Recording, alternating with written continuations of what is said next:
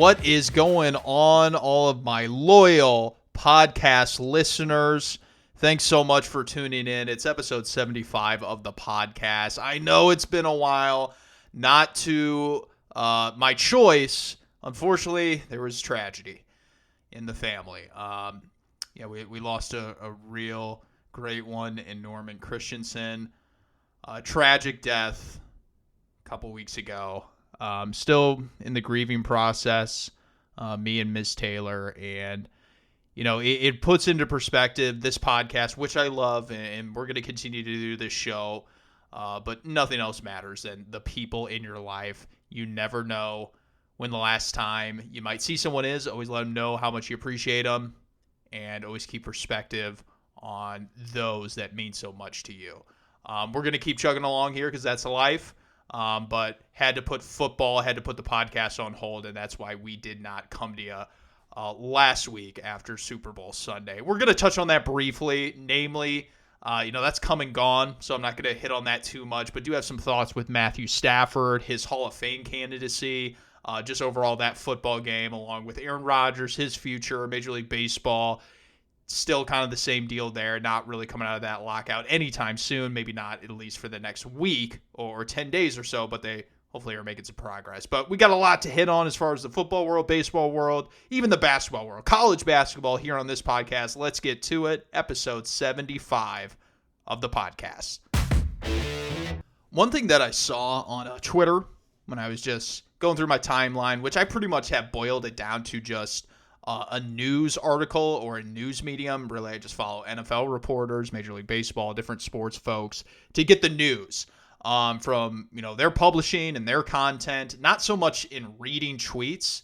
Again, just more so reading their articles and reading the reports that they have on the rumors and the latest news. And one thing that I saw from Kevin Clark of The Ringer, I think he's still there, a guy who's made a career off trolling and making fun and at times bullying people on the internet, is the guy retweeted a story from the Kansas City Star from a different writer, endorsing it as an issue that needs to be talked about. And that is the bullying and abuse from some fans on the internet to Brittany Mahomes' wife, or I guess it's fiance of Patrick Mahomes. And look, any reprehensible comments, anyone that, puts disgusting things out there on the internet, you are losers, for sure. And there will always be losers where we're talking about football or even in your own circle that do things like that. And so that's where I, don't, misalign with what these guys are saying. Like, I think everybody's in alignment unless you are one of those folks, which in that case, you got major issues. But, for the people that are just getting annoyed from Brittany Matthews and Patrick Mahomes, you know what? I kind of fucking get it, because it is annoying. And because the media, as evidenced by them even, pointing to this as an issue, they are in bed with people like Brittany Matthews. That is their lifeblood. That is a source. That is a connection that they want to keep over the life period of Patrick Mahomes' career. There's so much to benefit from shining those people in a positive light and being in their corner. But you know what people don't care about when it comes to professional sports athletes? Their wives. Yeah, the ratings say so. The Kelly Stafford's podcast of the world, the Brittany Matthews and what they bring in. There's no content benefit to those people from NFL fans. There's not. The studies show that. People want to hear about the players, the people that matter. And I know there are athletes that pound the tables for their wives, and rightfully so. That's their significant other. But really, society just kind of looks at those significant others as someone that's along for the ride. That their contributions, well, there are some. You're running a family. You're in the limelight with your husband, who's a pro athlete. But really, it's pretty minimal. And anyone would trade your life in a heartbeat, and you would never trade for their lives, ever, being a $500 million quarterback's wife. So all the vitriol and all the negative things that come with, abuse on the internet and just anything and everything you say, guess what? you really don't care about that because you wouldn't trade your life for anything. So, yeah, I get it. You can unfollow if you don't like Brittany Matthews. I don't follow her. I don't let her shit get to me. It doesn't bug me. But I will defend the people that just generally think she's annoying and think she's a little bit over the top and say, God, she is just tiresome. She is tiresome with this whole we thing. Me and Patrick, we are Super Bowl champs. No, Brittany, you're not. Patrick is. And I understand they have some things going on that you're a part of with this, but let's just stop acting like the media actually has a clear vision on this, because they don't. They're protecting sources, as we talk about all the time. Brittany Matthews and Patrick Mahomes is just the latest. So college basketball is not a topic that we discuss too regularly. We're now going on 3 years now with this podcast, and we've been off and on a little bit. Wish I've been a little bit more consistent. I think I've kind of made some strides in that way, which reminds me, I need you to share with your friends. Anywhere you get your podcasts, Spotify, Amazon, Google, Apple, obviously, we're there. So tell your friends about it and let them know what we're doing here, because the train's going to continue to roll. And, when Juwan Howard, head coach of Michigan, strikes another coach, I got to talk about college hoops, because I thought that guy would definitely get fired. University of Michigan, a blue chip program. He is part of the Fab Five, so he obviously means a lot to that university. But this was the second time. I didn't see the first one a couple of years ago, but it's the second time he's caused a melee out on the court during a college game, and he struck another coach. What type of an adult has that, gets a pass for that? Like, what? 5 games? Are you kidding me? In what workforce would that ever be tolerated, acceptable? University of Michigan is just okaying this by giving him, the rest of the season as suspension. What, he's going to come back for the playoffs? He's going to coach again? There is in no way, and players like, them hitting someone, punching another player, or even another coach, a player 18, 19 years old, much more understandable. But how does a player look at his coach in the eye afterwards anytime Juwan Howard tries to talk about having composure and staying disciplined and being in the moment and honing down? It's like, Coach, what? Coach, you got mad during a post-game handshake, and this is the second time you've caused an uproar. There's a standard to be met.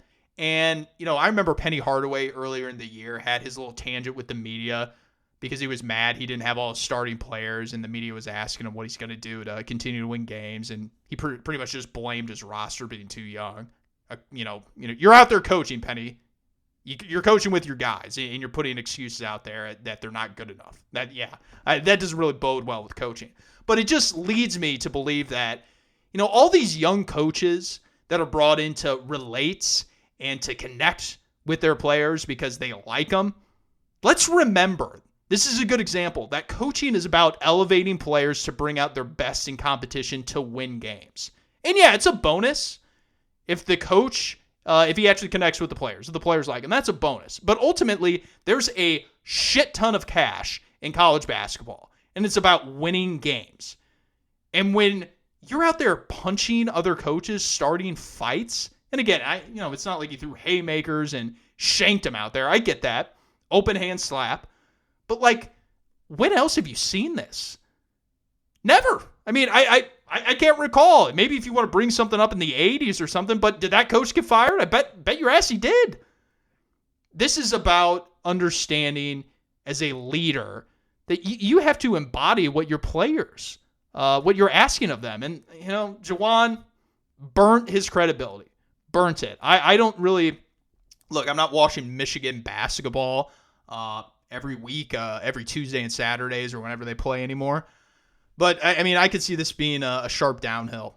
Stark and just complete nosedive with their season and just his tenure as Michigan.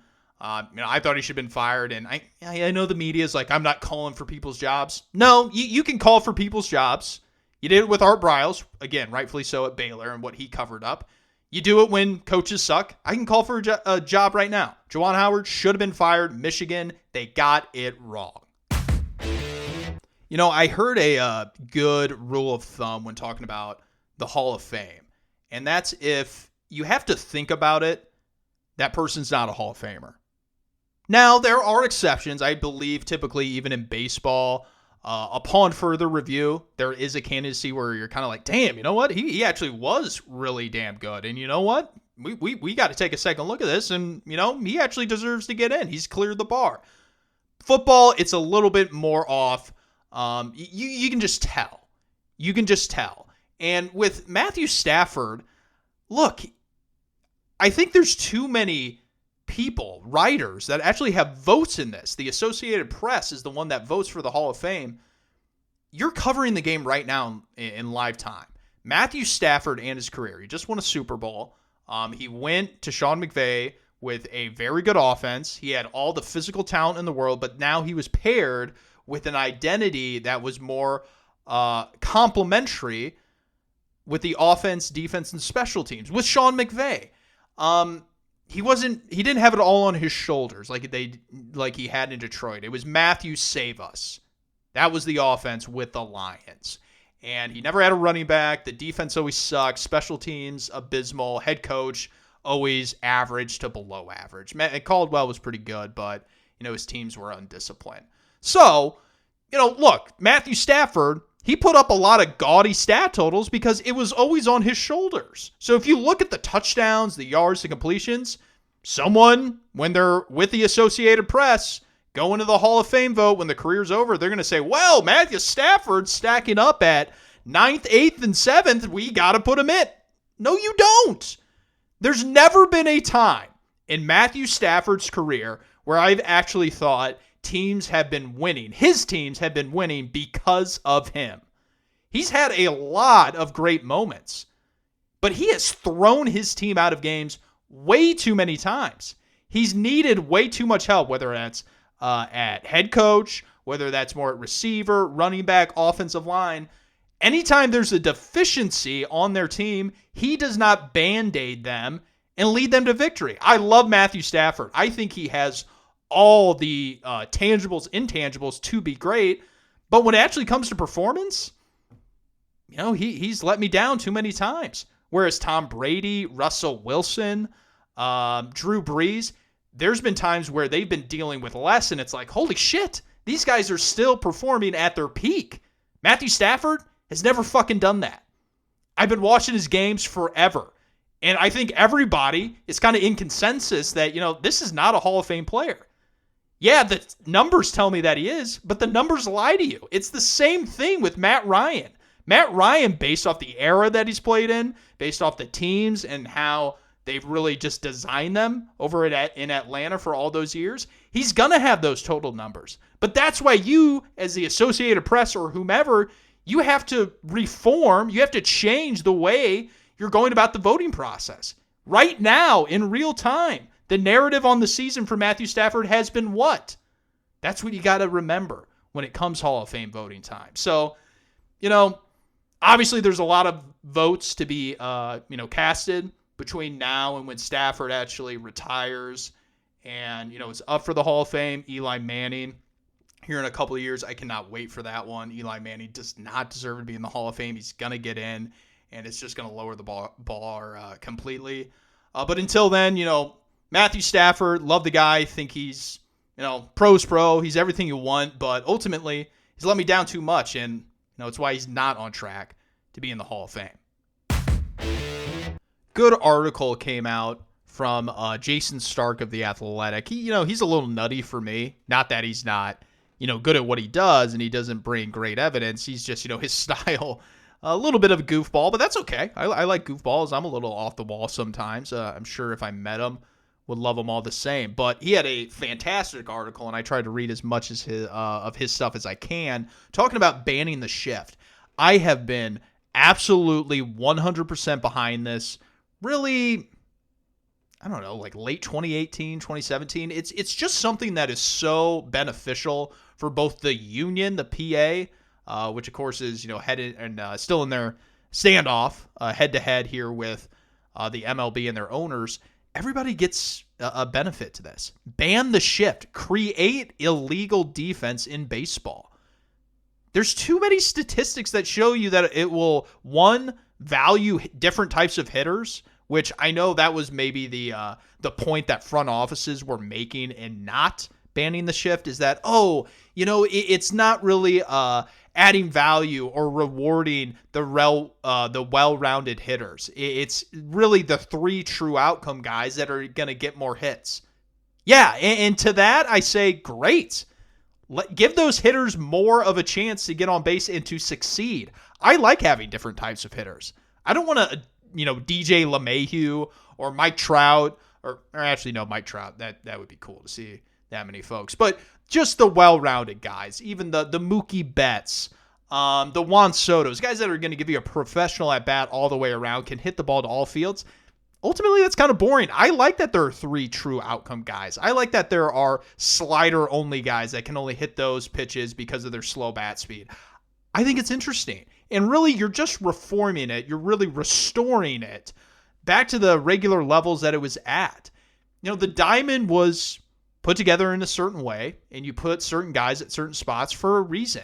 And I think this is just a very easy way. Bill James had a stat in this article from Jason Stark. 22% of balls hit on the ground into a shift, they were scooped up and created into outs, where otherwise, had it just been the quote-unquote regular defense, they would have been hits. 22%.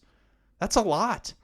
And shifts are going up astronomically year by year. There was over 54,000 shifts last year in 2021. Yeah, they're doing it for a reason. It works. It's suppressing outs. It's taking them away. And I just think with all the data, not only in the minor leagues, even in college, there are guys that do not stand a chance at really hitting the ball the other way, because that's always the main argument. The hitter should learn to take the pitch the other way. Well, yeah, but the pitcher is now pitching to the shift. He knows he has defenders on the right side of the infield for a left-handed batter, so he's pitching them inside to hit the ball that way where all the defenders are. So there's just too much information now, even starting off in the minor leagues, that guys don't really even have a chance to become well-rounded hitters. That's why there's so few Juan Sotos and Mookie Betts, and just plug and play your well-rounded guy from whoever fits that criteria. I think this is just way too beneficial to, one, speed up the game and put action into the game that we are starved for in the game of baseball. Again, I love the game as is, but I'm the minority there. You got to do something to create more action and give the product a better feel for the attraction that you're trying to make to new fans. So I just don't understand why this would take so long. This is one of those things that's just an easy, quick fix in my mind. You put 2 guys on each side of the base, say you have to stand on the infield. Otherwise, it's a ball or it's a balk or whatever, and just, enforce the rules that way. Not fines. They did that with, the 1 foot in the batter's box back in the day, and they were fining players, and, they took the fine. It wasn't a big deal to them. So you can't hit the pocketbook. You actually have to put it on the field. And banning the shift, it's long overdue. I think they should do it in this upcoming collective bargaining agreement. When it's all said and done, really, you could say there's probably 10 to 12 fifths as far as Aaron Rodgers and a potential trade candidate. He went on Pat McAfee after his emotional Instagram post with gratitude after he did his cleanse, where I'm trying to read up on it. I guess it's some weird shit and real spirituality, and I don't know. But anyway, 12-day cleanse, very emotional. Had to thank his homies and let him know about all the support and all that crap. And the media and us thought, oh, is this the end? Which fair to say. I mean, this is what he does. He puts stuff out for us, and we talk about it. I don't think it was any indication either which way. To me, it's already been decided. He's done. He's out on Green Bay. This may be reinforced a little bit, but I can take him at his word that he's just giving thanks to the friends and folks over there at the Packers. But when we're talking about the Packers and kind of how they see this has got to be a little bit exhausting. I think they may say, hey, we would love for the MVP quarterback, 4-time MVP, Super Bowl champion, maybe the best to ever do it in a lot of people's eyes. We'd love for him to stick around, but, at the same time, this operation that is football and having your quarterback just go public with everything, go on the McAfee show, say whatever he wants, whatever the hell he wants, and, know that he's going to get away with it, we're kind of done in just letting him do that and giving him that leash. The Packers may say, look, we invested that first-round pick for a reason. We think Jordan Love is great. There's plenty of people that disagree, including me, but they think that. So maybe they'll just say, Aaron, we're going to make this decision for you. We're going to look for a trade partner. If you want to have some input on it, please let us know about a list of names with your agent, and we'll try and strike a deal. But you know what? The more this goes on, and it sounds like maybe it'll be coming in a week or 10 days, because he did talk about the March 8th deadline with the franchise tag and Devontae and wanting to let the Packers know. And he seems to be on good terms, but they may make this decision for him and say, look, we're just kind of tired of this. We're ready for a fresh start. We think you've been excellent. You have been excellent over these 16 years, but we can't do this anymore. And if you want this to be the Aaron Rodgers and executive head coach collaboration where you have a say in stuff, you're going to have to do that elsewhere, because that's not how we do business here. And we got a young quarterback that we like a lot who's just going to play quarterback. So, I think, again, he ends up on the Broncos. Nathaniel Hackett, it sounds like they really pivoted to him. Denver did at the last minute because it was Dan Quinn, and all of a sudden, the 11th hour, Nathaniel Hackett is announced as the head coach. So it seems like that's what they're really going all in on for. You could say the Saints, the Bucks, the 49ers even might make a run at him, along with the Steelers, who I think is best fit number 2. But we're getting closer and closer when Aaron Rodgers doesn't make a decision that the Packers might be the ones making the decisions themselves. So we got breaking news here on the podcast. I just had a thing push my phone about Brian Flores. The Dolphins had offered him a non-disclosure agreement, NDA, to stay silent after they fired him last month in January. Looks like he's going to be speaking with Brian Gummel here on Tuesday evening, recording this a couple hours before the premiere of that episode, and we'll get the full interview. I just kind of got the snippets here. The most interesting thing is that Flores seemed to be somewhat in the middle, very neutral on why he hasn't reached out or spoken to Bill Belichick yet. So I'm wondering if there's something going on there, maybe if he violated the trust of Belichick, or if he's mad at Belichick. I can't imagine why. Belichick made an honest mistake. So maybe, just something I picked up on. Maybe it's not the case with Flores. But look, with this whole lawsuit and allegations that Brian Flores is making, I give him credit. He's laying it all out on the line there in trying to really reform change. But fuck, he is making some serious allegations, and he better have some evidence to it, because Stephen Ross, the owner of the Dolphins, has flat out denied these allegations, and you better have it in writing. You better have it recorded. Maybe he was wearing a wire during this yacht meet where a prominent quarterback was what Ross wanted to be recruited to his team, aka Tom Brady, during that 2019 or 2020 meeting rather on Ross's yacht. And then, of course, there's the $100,000 per loss to tank for a top draft pick. So along with this NDA that surfaced here on Tuesday, Flores is making some serious accusations here. So, ultimately, it's a really bad look for the league when the Rooney Rule, which is named after Art Rooney of the Steelers, who before this hiring cycle was completed, had the only black head coach, and then they hire Brian Flores and nobody else did. Really bad look for the league, because Brian Flores, he should be a head coach. He should be a head coach right now, I think. I think the Bears effed up and trying to outsmart themselves and getting Matt Eberflus. He's going to be an absolute disaster. Lovie Smith, I'm okay with him staying in Houston. I thought the Saints, also with Dennis Allen, something that is a good move, but I also would have liked to see Flores there. He could have helped a lot of clubs, but Yeah, this is something that's getting layered by the week, kind of like Aaron Rodgers and a very different saga, but it'll be something to watch here in the offseason. And that's what we got is a full line, a full stock of offseason stories, and I cannot wait. It's our first episode right now on that side of things.